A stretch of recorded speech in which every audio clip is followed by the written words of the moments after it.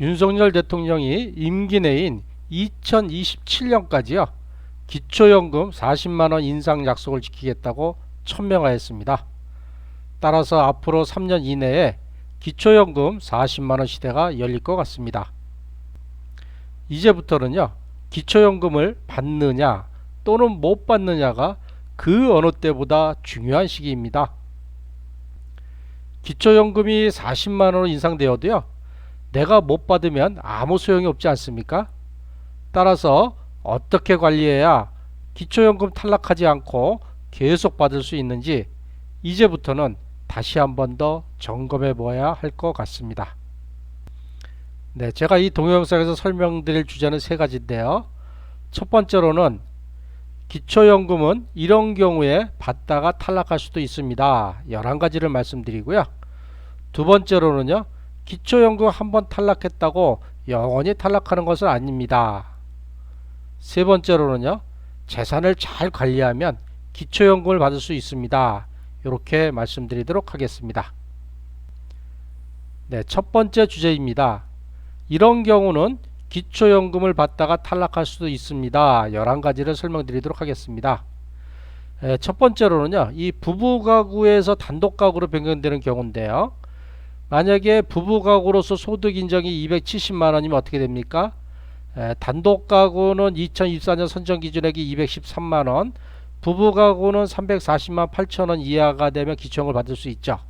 따라서 부부가구의 선정기준액인 340만 8천원보다 작은 270만원의 소득 인정액이니까 기초연금을 모두 받았어요.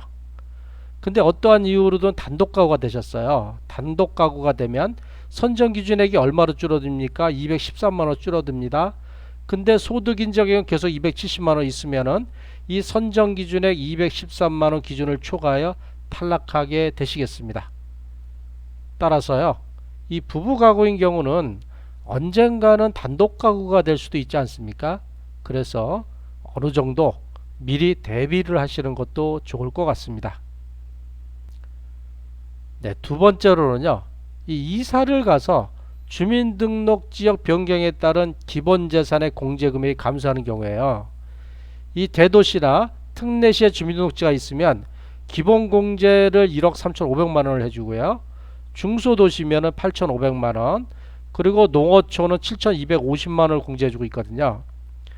따라서 만약에 서울이 대도시 아닙니까? 서울에서 중소도시로 이사가면 공제액이 1억 3,500만원에서 8,500만원으로 5천만원이 줄어들어요. 이 공제액이 5천만원이 줄어들면 소득 인정액이 16만 6천원이 증가합니다. 그리고 만약에 이 서울에서 농어촌으로 이사가면 공제액이 1억 3,500만원에서 7,250만원으로 무려 공제액이 6,250만원이 줄어요. 그러면 어떻게 되나요? 소득 인정액이 20만 8천원이 증가하게 됩니다. 여기서 소득 인정액이 16만 6천원 증가했습니다. 20만 8천원 증가했습니다. 이런 의미는 뭐냐면 이 소득 인정액이 증가한 금액만큼 기초연금이 감소될 수 있다는 이야기라고 보시면 되겠습니다. 네, 세 번째로는요.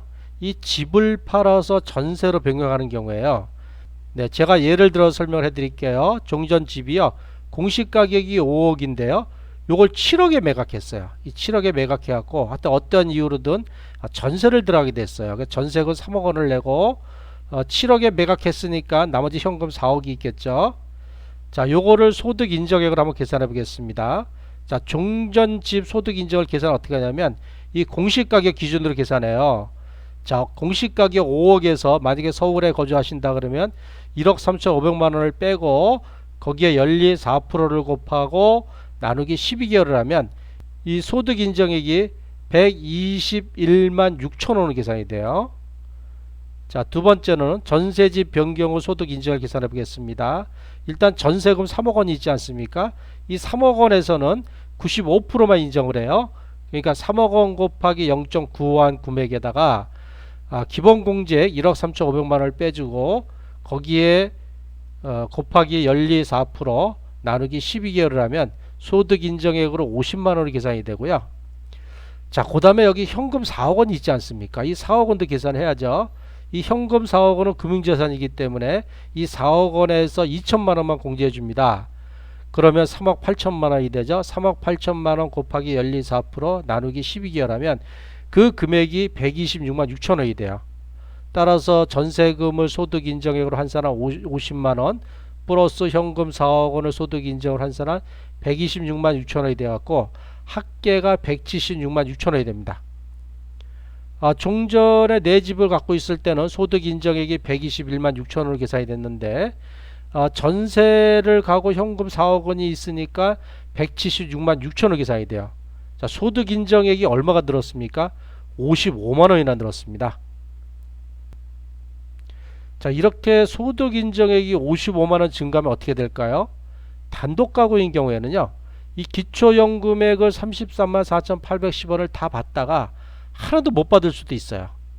그리고 부부 가구인 경우에도요, 기초연금 최대로 받을 수 있는 53만 5,680원을 전액을 다 받다가 하나도 못 받을 수도 있습니다. 더 안 좋은 최악의 상황은요, 서울 집을 팔아서 농어촌으로 이사를 가시면 이 지역별 공제가 1억 3,500만 원에서 7,250만 원 줄어요. 그래서 소득 인정액이 앞에서 설명한 55만 원 증가해서 추가로 20만 8천 원이 증가할 수도 있어 갖고요. 최종적으로는 75만 8천 원의 소득 인정액이 증가할 수도 있다라는 것을 알고 계시면 좋겠습니다. 네 번째로는요. 하여튼 어떠한 이유로든 재산이나 소득이 증가해서 이 선정 기준액을 초과하는 경우, 자, 이런 경우 탈락하시고요. 다섯 번째로는요. 이 직역연금 수급권이 없다가 직역연금 수급권이 발생한 경우에요. 예를 들어 설명을 드리면 남편은 만 65세 이상이 돼서 기초연금을 타고 계시고요. 부인은 만 65세 미만이라 기초연금을 받지 않으세요. 근데 부인이 공무원이세요. 공무원 생활을 계속 하시다가 퇴직을 하셔서 공무원 연금을 받게 됐어요. 이렇게 공무원 연금을 받게 되면요, 부인만 기초연금에 탈락하는 것이 아니라 그 배우자인 남편도 함께 다 기초연금에 탈락하게 되시겠습니다. 네, 여섯 번째로는요, 타인에게 명의를 빌려준 사업자 등록을 냈는데 거기서 사업소득이 발생했어요. 이 사업소득이 발생하면 어떻게 됩니까? 소득인정액이 증가하죠. 소득인정액이 증가해서 선정기준액을 초과한 경우도 역시 기초연금에 탈락하시게 되겠습니다. 네, 일곱 번째로는요, 고급자동차 탈락이라 그래가지고요, 이 보험개발원의 차량가액 4천만 원 이상의 고급자동차를 보유하거나 배우자가 보유해도 마찬가지입니다. 또는 자녀 등과 공동명의로 되어 있는 경우도 고급자동차 탈락하게 되겠습니다. 네, 여덟 번째로는요, 콘도 회원권이나 골프 회원권, 승마 회원권, 요트 회원권, 고급 체육시설 같은 회원권을 보유한 경우도 역시 탈락하시게 되고요. 아홉 번째로는요, 해외에 체류한 지 60일이 초과된 경우는 그 다음 달부터 기초연금이 안 나오는데요. 계속 안 나오는 건 아니고요.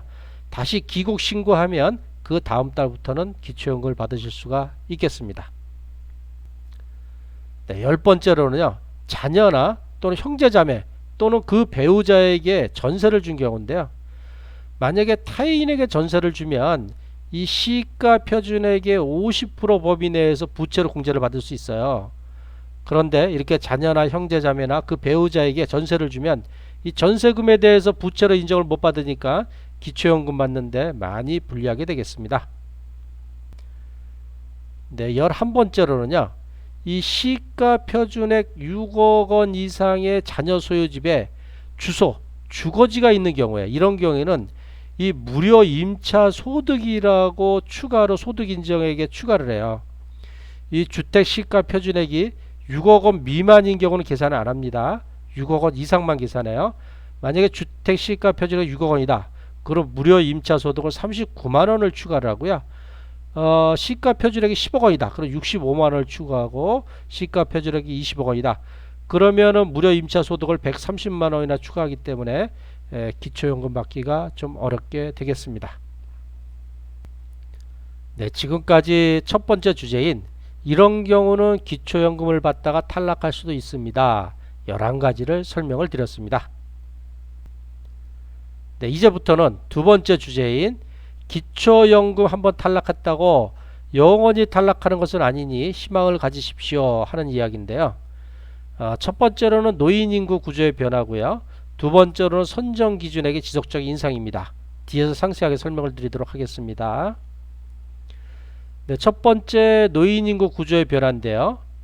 이렇게 1950년대 후반과 1960년대생이 대거 65세 노인으로 편입되고 있습니다.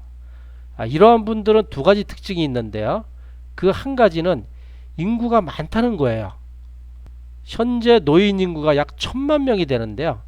이 58년부터 63년생까지만 합쳐도 511만 명이나 되는 엄청나게 많은 수의 인구가 노인으로 편입이 되고 있습니다. 두 번째로는요. 이분들 50년대 후반과 60년대생들은 한국 산업화의 혜택으로 상대적으로 재산도 많고요. 또 국민연금에 가입된 분도 많아요. 그래서 앞으로는요. 이렇게 부유한 50년대 후반 및 60년대생이 노인 인구의 많은 부분을 차지할 것으로 예상되고 있습니다. 네, 두 번째로는요. 이 기초연금을 받고 못 받고를 결정하는 선정기준액이 지속적으로 인상될 거라는 겁니다. 자, 2024년도는요. 단독가구는 소득인정액으로 213만원, 부부가구도 소득인정액으로 340만 8천원 이하면 기초연금을 받게 되는데요. 자, 2025년도에도 선정기준액이 계속 올라갈 겁니다. 2026년도 올라가고요. 기초연금 40만원 인상이 예상되는 2027년에도 소득인정액이 계속 올라가서 제 예상으로는 단독가구는 선정기준액이 약 250만원, 부부가구는 408만원 정도가 될 것 같아요. 이렇게 기초연금을 받고 못 받고를 결정하는 이 선정기준액이 계속 인상될 예정이니 앞으로는 기초연금 받을 가능성이 더 높아진다고 보셔도 될 것 같습니다. 네, 제가 이 연도별 선정기준액이 증가하는 것이 내가 기초연금 받는데 어떠한 영향을 미치는지 표로 한번 설명을 드리도록 하겠습니다. 자, 2024년 기준으로요. 소득인정액 기준으로 상위 30%는 탈락하시고요. 하위 70%는 기초연금을 받고 있지 않습니까? 자, 2024년도에는요. 이 나의 소득인정액이 여기 상위 30%에 해당이 돼서 기초연금을 못 받았어요. 근데 2025년도가 되니까 상대적으로 부유한 1960년대생이 노인인구로 편입되면서 전체적으로 소득인정이 늘었어요.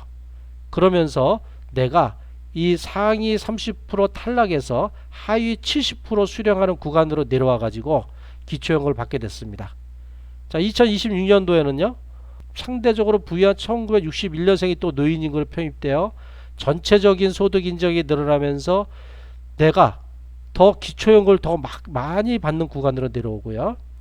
2027년에는 또 1962년생이 노인인구로 편입되면서 소득인정액이 전체적으로 늘고 내가 기초연금을 더 많이 받을 수 있는 구간으로 내려왔어요. 그래서 나의 소득인정액이 아무런 변화가 없다고 하더라도 상대적으로 부유한 50년대 후반과 60년대생이 노인인구로 편입되면서 내가 기초연금을 받을 가능성이 점점 높아진다. 이렇게 보시면 되겠습니다. 네, 이제부터는 마지막 세 번째 주제인 재산을 잘 관리하면 기초연금을 받을 수도 있습니다. 말씀드리도록 하겠습니다. 네, 재산 1억 원을 소득인정으로 환산하면요. 33만 3천 원이 됩니다. 이 얘기는 뭐냐면 재산이 만약에 1억 원 늘었다. 그러면 나의 소득인정액이 33만 3천 원 늘어난다. 이렇게 보면 되고 나의 재산이 1억 원이 줄었다. 그럼 나의 소득인정액이 33만 3천 원이 줄어서 기초연금 받을 가능성이 더 높아진다. 이렇게 보셔도 되고요. 자, 두 번째로는 자연적 소비금액이라고 있어요. 자녀한테 재산 같은 것을 증여하면 이렇게 단독가구는 한 달에 230만원, 1년 내 280만원을 갖다가 줄여주고요. 부부가구는 한 달에 280만원, 1년이면 3,400만원을 점차적으로 줄여주고 있습니다. 그래서 만약에 자녀에게 1억 원을 증여했다 하면은 단독가구인 경우는 약 42개월이 걸리면 1억 원이 영원이 되고요. 부부가구는 35개월, 약 3년이 좀 안 되게 되면은 1억 원이 영원이 돼요. 그래서 이게 한 번 1억 원을 증여하면은 한 번에 1억 원이 줄어드는 게 아니고 한 달에 단독 가구로 230만 원, 부부 가구로 280만 원씩 계속 줄어들어요. 그 1억 원이 줄어들면은 소득 인정이 얼마가 줄어들죠? 33만 3천 원이 줄어듭니다. 그러면 1년에 약 한 3천만 원 정도 줄어들잖아요. 1년에 3천만 원 줄어들면 1억 원을 증여하면 1년 지나면은 소득 인정액이 10만 원이 줄어들고 2년 지나면은 소득 인정액이 20만 원 줄어들고 3년 지나면 소득 인정액이 약 30만 원 줄어든다. 이렇게 생각하시고 다음 이야기를 들으시면 좋겠습니다. 네, 첫 번째로는 보험 관리인데요. 보험들 많이 들고 계시죠? 이때 수급자, 대개 부모님이 계약자고 자녀들이 수익자로 보험을 들은 경우가 많잖아요. 자, 이런 경우에 이 보험을 타는 수익자가 자녀라 하더라도 이러한 보험은 모두 수급자의 금융재산으로 계산해요. 이게 상당히 억울하지 않습니까? 내가 받는 것도 아니고 자녀가 받는데 나의 금융재산으로 계산하는 거 좀 억울한 면이 있죠. 자, 이런 경우에 보험계약자를 수급자, 부모에서 이 자녀로 변경하면요. 요게 바로 영원으로 되는 건 아니고 아까 말씀드린 기타 증여재산, 자연적 소비금액으로 처리되니까 몇 년 지나면 나의 금융재산에서 다 없어진다. 이렇게 보면 되고 이럴 때 기준금액이 뭐냐면 여태까지 내가 보험을 들은 금액이 아니고 보험계약 해지를 했을 때 환급금을 기준으로 계산한다. 이렇게 보시면 되겠습니다. 자, 두 번째로는 예금 등 재산 관리인데요. 이 예금 등 재산을 자녀에게 증여하면 예금은 예금 금액 기준입니다. 내가 만약에 예금을 1억 원을 증여하면 1억 원이고요. 집 같은 경우, 집이나 토지 같은 경우는 공시지가 기준으로 계산해요. 시가가 아닙니다. 이렇게 증여를 하면요. 재산이 일시적으로 감소하지 않고 아까 말씀드린 기타 증여재산으로 매월 차감 처리된다는 것을 아시면 좋겠습니다. 네, 지금까지 말씀드린 내용을 다시 한 번 더 요약해 드리겠습니다. 첫 번째로는요. 기초연금 받고 있는 분은 탈락하지 않고 계속 받는 것이 중요합니다. 11가지를 설명드렸고요. 두 번째로는요. 앞으로 기초연금을 받고 못 받고를 결정하는 선정기준액은 계속 높아지니 앞으로 기초연금을 받을 가능성이 높아집니다. 희망을 가지십시오. 이렇게 말씀드렸고요. 자, 세 번째로는요. 재산 증여를 미리 하면 재산이 점진적으로 줄어들어서 기초연금 받을 가능성이 높아질 수도 있습니다. 이렇게 세 가지를 말씀드렸습니다. 자, 그러면 앞으로는 어떻게 하면 되나요? 크게 두 가지 방법이 있는데요. 첫 번째 방법은요. 그냥 가만히 있으시면서요. 이 기초연금도 인상이 되고요. 또 선정기준액이 계속 높아지길 기다릴 수도 있고요. 자, 두 번째 방법은요. 이 보험계약자 변경이라든가 또는 재산증여 등을 해서 적극적으로 재산도 줄이고요. 또 기초연금 인상과 선정기준액 인상 효과를 볼 수도 있겠습니다. 제가 여기서 이 보험계약자 변경은 제가 좀 추천을 드리는데요. 이 재산증여하는 건 제가 추천드리는 건 아닙니다. 이 재산증여는 상당히 복잡한 문제가 있을 수도 있기 때문에 꼭 신중하게 생각해서 결정하시길 바라겠습니다. 네, 앞으로는요. 이렇게 선정기준액도 계속 높아지고요. 기초연금액도 인상될 예정이니까는요. 희망을 가지시고 차분하게 기다리시면 좋은 시절이 오겠습니다. 네, 지금까지 고향과 일산 지역의 방문요양 전문업체인 아들딸 방문요양의 대표 배종일이었습니다. 제가 고향과 일산 지역에 있으면서요. 고향과 일산 지역에 사시는 노인분들이나 또 고향과 일산 지역에 사시는 노인분들을 돌보는 보호자들을 위해서 제가 특별한 혜택을 정하고 있는데요. 그것이 바로 무엇이냐면 이 노인장기 요양보험의 등급 판정을 받으시면요. 이 노인 돌봄 서비스를 아주 저렴한 비용으로 한 달 내내 받을 수가 있어요. 근데 이 등급 판정 받는 방법이 이렇게 쉽지가 않아요. 그래서 제가 이 등급 판정 받는 방법에 대해서 무료로 도움을 제공하고 있습니다. 크게 세 가지 방법이 있는데요. 첫 번째로는 이 아들딸 방문요양 홈페이지나 유튜브로 들어오시면 등급 판정 받는 방법에 대한 자료가 많이 있으니까 이거를 보시면 되고요. 두 번째로는요. 이 제가 등급 판정 받는 방법에 대한 설명회를 개최하고 있어요. 매달 첫째 주나 둘째 주, 셋째 주는 화요일 아침 10시에서 11시 하고 있고요. 넷째 주는 화요일 저녁 7시에서 8시 하고 있습니다. 설명해야 하는 장소는요. 고양시 일산서구 주엽동 18-2 서현프라자 417호 아들딸 방문요양 사무실에서 하고 있으니까 부담 갖지 마시고 오셔서 들으시면 많은 도움이 되시겠습니다. 네, 세 번째로는요. 이 아들딸 방문요양 상담센터로 전화 상담하시는 거예요. 070-4800-2323으로 전화하시면 제가 등급 판정 받는 방법에 대해서 친절하게 안내해 드리도록 하겠습니다. 네, 장시간 이 동영상 들으시느냐고 고생이 많으셨습니다. 항상 건강하고 행복하십시오. 감사합니다.